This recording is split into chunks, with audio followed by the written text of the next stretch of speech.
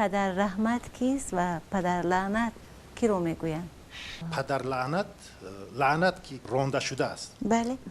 یک چیز دیگر عاق پدر بگن. وقتی که فرزند رو پدر عاق میکنند، از بحرش میبرد، این بدترین گناه است. انا همین طایفه رو پدر لعنت میکرد، اون که پدر رانده است رو.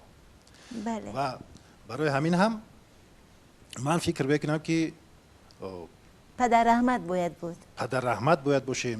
و ادبیات کلاسیکی ما از دیگه طرف حتی آثار شفاهی مردم پر از پند و اندرز حکمت است.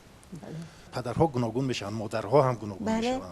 این یک عمر همین خیل بود، یک از ازل همین خیل بود. این به منظرت نو نیست. مثلا اثرهای کلاسیکی ما را ببینید، در اینجا میبینید حتی نه تنها آدمان عامی بلکه مثلا عالمان و پرهیزگاران و دینداران و روحانیان رو مذمت میکنن که همچون پدر مثلا از جانب فرزند سرزنش میشنن. مثلا در گلستان سعدی یه حکایه هست، میگه که پارسایی رو، یعنی یک زاهد پرهیزگاری رو، شاه به مهمانی دعوت میکند و خان میگسترد، تمام نعمت دنیا در بالای اون خان هست و در مهمانی شاه این مرد پارسا چنان که عادتی او بود پرخوری نمیخورد، کم میخورد.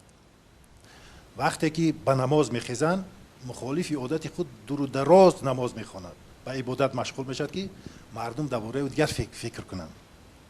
وقتی به خانه برمیگردد بعد از مهمانی شاه و پسرش میگه که پسرم دسترخوان پرتو که چیزی تنور، میگه تو از مهمانی شاه اومدی، چرا گرسنه اومدی؟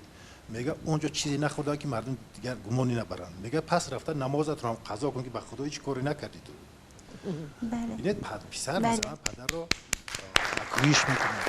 این چیزی تازه نیست. البته محیط تنها سالم بوده میتونه در عائله که در اونجا هم پدر هم مادر موقع خود را داشته باشه. تشکر. زحمت باشه.